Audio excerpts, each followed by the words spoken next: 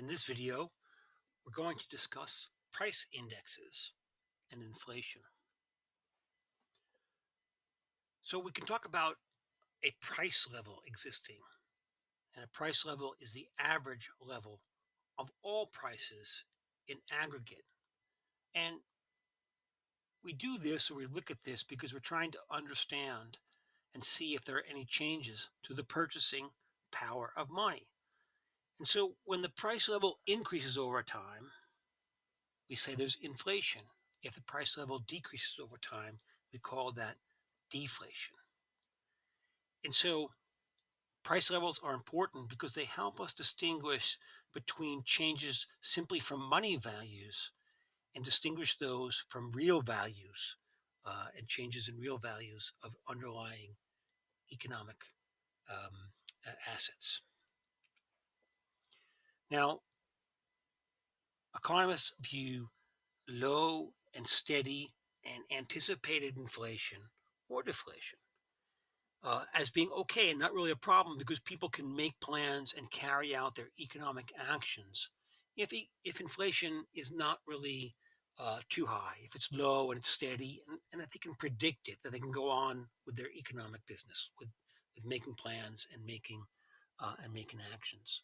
But when you have unpredictable inflation, when it's outside what people expected, or deflation, then this is a problem because it interferes with the economic plans of people and actors. And it actually will cause there to be a redistribution in arbitrary ways, which don't necessarily involve better uses of economic resources.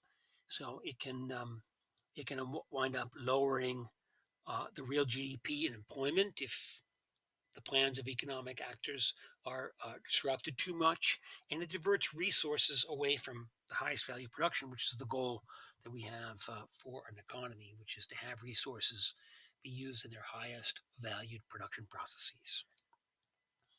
Now, if you have inflation that is super high, we call that hyperinflation. This is an inflation rate that's so high that money loses its value so rapidly it becomes worthless.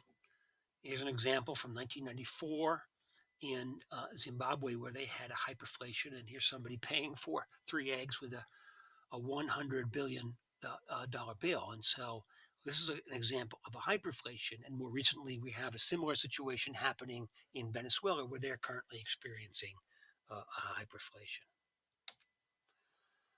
So we have a measurement of the price level called the Consumer Price Index, or CPI, and this is published and measured by the Bureau of Labor Statistics. The Consumer Price Index measures the average prices paid by urban consumers for a fixed basket of consumer goods and services. So this might be a basket that consists of housing and clothing and transportation and medical care and education and food into these broad buckets. And these are the 8 major groups that are in the Consumer Price Index. And so the Consumer Price Index wants to measure what are the average prices that consumers, in this case urban consumers, pay for um, goods and services in a given period of time. And in order to make the comparison, an apples to apples comparison, it has to be a fixed or consistent basket that they're measuring over time. So the CPI reference base period um, is the period of time where everything else gets compared against. So all of the periods of time after 1982 to 84 compared to this base period, 1982 to 84. And since this is the base period, 1982 to 84, that we set the CPI, or the reference point, equal to 100. Now, for if we were to look at another period of time, in this case, December 2019, we take the prices of the same baskets of goods in 2019 that we took in the average period 1982 to 84, and we see that when we add it all up, the average price was 258.50. So we know that prices for urban consumers for that fixed basket of goods went up between 1982 and 1984 as the base period and the time period we're looking at, December 2019, by 158%, meaning that the same basket of goods cost 158% more than it costs during the base period. And in order to calculate the consumer price index, we basically have to do three things. We have to select a basket of goods, the standard basket of goods. We have to conduct a monthly survey to understand what the prices are for these baskets of goods over time. And then once we have that data, we can simply calculate the CPI. Now, the CPI basket is based on a consumer expenditure survey that try to decide what are people spending money on and make sure those things are in the basket. So at least the basket is representative of what people actually spend money on. And they do this every few years. The current consumer expenditure survey is based on 2013 and 2014 in that time period. So it's if we look at the consumer price index components, the weighting of each one of those categories, the 8 major categories that go into the consumer price index, we can see that the biggest component is housing, 42.1%, followed by transportation, 15.7%, food and beverage, 14.8%. You can kind of read on there. Medical care is 8.8%. And it goes on from there. So we can get an idea of what the relative amount that people are spending in each one of the major categories, in each one of the 8 categories. And this one is for the United States. But we can also look for other countries. Here's one from China from 2019, and you can see that they spend considerably less on housing, maybe a little bit more on health services and food, certainly more on clothing, and they have a category alcohol and tobacco, which does not exist in at least in the United States one. So for each country, obviously the market basket is going to be different. The consumers in the country will spend more or less on different things and prefer different things. But we can look at these and calculate these for different countries. Now, in order for once they define the basket, the Bureau of Labor Statistics has to check the prices of all the goods and services that are in the basket. And this involves checking the prices of 80,000 goods and services that are in the basket in 30 major metropolitan areas. So prices in rural areas don't get counted in the CPI. It's only major metropolitan areas and specifically 30 metropolitan areas and these 80,000 goods. And so to calculate the CPI, once we have the basket and we know the prices in the base period, we find the cost of that same basket in the current period, and then we can just divide the current, whatever that adds up to, the current one divided by the base period and times by 100. And that will give us the CPI and tell us about whether there was inflation and deflation and how much the inflation and deflation might have been. So here's an example. If we have an economy with just two products, oranges and haircuts, maybe we had in the base period here 10 oranges and 5 haircuts at $1 and $8 respectively. And if you multiply that out and add it up, it comes up to $50 would be in the base period expenditures for the various products and the various prices. I mean, set that to 100. We then would look at the same products in the year that we're trying to study, in the current year. And here the price of haircuts went up. The price of oranges doubled. The price of haircuts went up by 25%, and now the basket costs, instead of costing $50, the same products now cost, in the same quantities, cost $70. And so when we're calculating the CPI to try to understand inflation, we divide the current cost of the basket 70 divided by the original cost of the basket 50 divided by 100, and it basically we get a result of 140. Remember, the base was equal to 100, so the CPI today is 40% higher than at 140 than it was in the base period where it was 100. And so the major purpose of the CPI is to measure inflation. So we can say that inflation between the base period and today, or the current period, is equal to 40%. The same basket of goods costs 40% more this year than they did in the previous years. Now, as you can imagine, like all economic aggregates, they have very specific definitions. There's a specific methodology, and it creates there's a potential to create some problems based on how we define things and how we calculate things, and this is true with the CPI as well. The CPI might you know um, misstate the true inflation rate for a number of factors. First of all, there may be new goods since the base year was um, since the basket was put together for a base year. Maybe um, the prices or the products that people are buying that fit the category in the basket might have a higher price, and this will put an upward bias on CPI. So it isn't really the price for the same good went up, but maybe the product that's comparable to what's in the basket is just has a higher price. And this is called the new goods bias. New goods that weren't available in the base period are now available and being purchased at a higher price. The second is a quality change bias.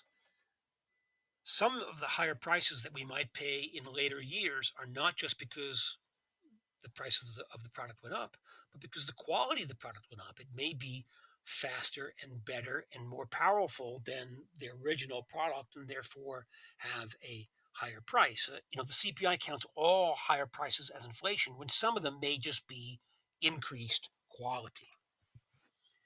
And then there's the fact that we have a commodity substitution bias.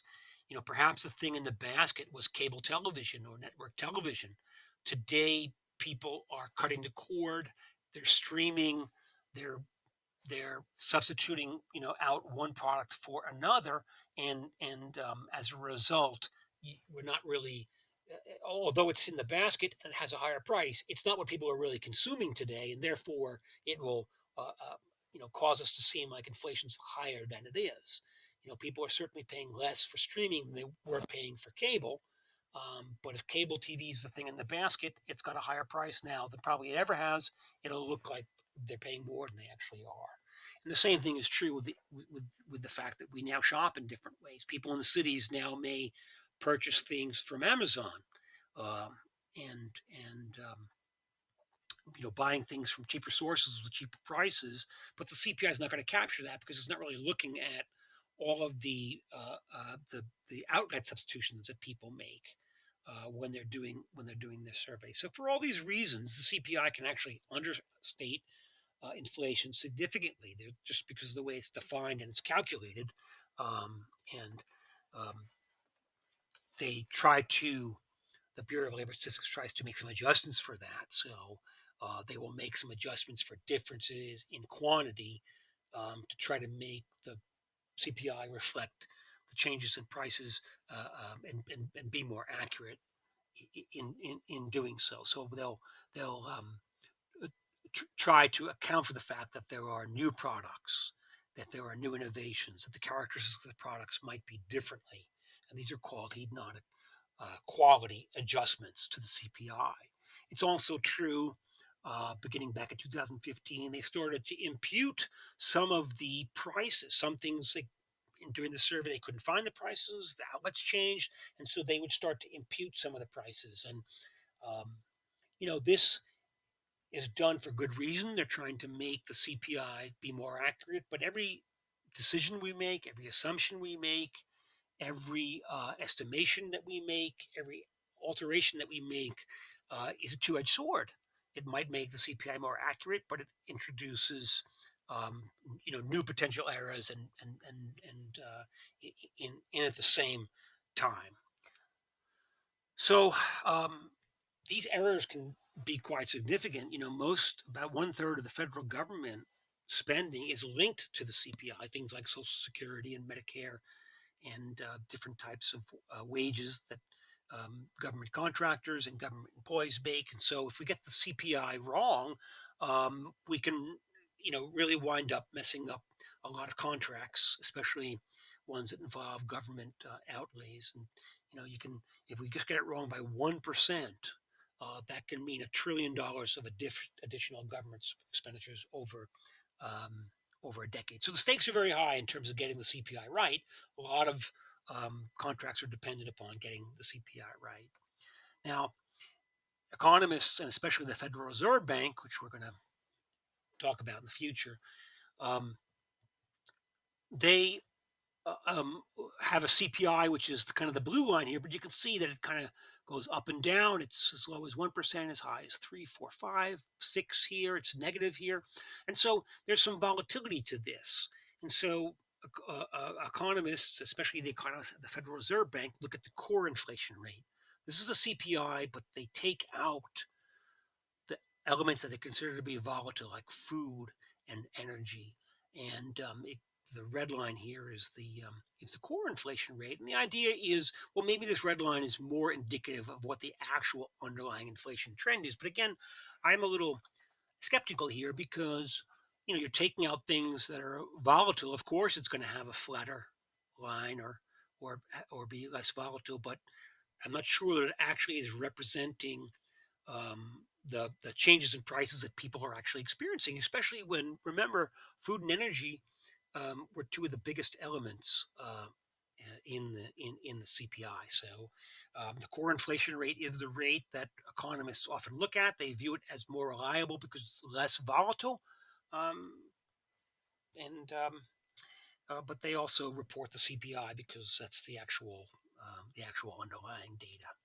Now, the CPI can be used by economists to help us convert nominal values to real values. So sometimes if we're looking at two values over time, two nominal values, well, we don't really know. Is this a result of overall inflation, the prices of everything going up, or is there something else underlying this? So we can take the real wage rate, for example. We can take the nominal wage rate and we can factor it out by dividing it by the CPI. This will help us remove um, changes that are not the result that this will help us remove changes that are the result purely of inflation and not of any underlying other activity. And so, if inflation were to go up by a factor of two, and wages also went up by a factor of two, well, the wages didn't really go up; they just went up along with inflation. And so that's what the real wage rate tries to get at. And by having a CPI number, we can back out the effects of inflation and be left just with the real underlying changes. And that's what one of the major uses of the CPI is and helps us do, is to figure out what the real underlying data are after we remove the effects of inflation. And so when we are looking at prices, we have to also be mindful that there are many things that affect prices. We know that within markets, supply and demand can affect prices. Prices can go up simply because the demand is increased relative to the supply, or the supply is decreased relative to demand, and that can cause prices to go up or down. We also know that if you look at the system as a whole, the competitive market process, the process of competition in markets results in in an overall reduction in prices. We are able to be more productive with resources. Competition forces us to be innovative, and the competitive process results in the highest number of products at the lowest prices. So the long run result from a competitive process, a competitive market process, is for prices to come down. And then at another level, we have the effects of money, monetary policy. So prices can go up um, simply because you have too much money. You have more money than you have goods. That will result in higher prices or a higher price level or inflation overall. So when we're looking at the CPI and prices, we have to remember that there are many forces, there are many dynamics that can affect prices, the prices we see: supply and demand, the competitive market prices process, and then the amount of money. And most of the time, when we're looking at inflation, the type of inflation that we care about, where it's strictly a monetary phenomenon, it's because there's an increase in supply in money that's too great based on the underlying economic activity.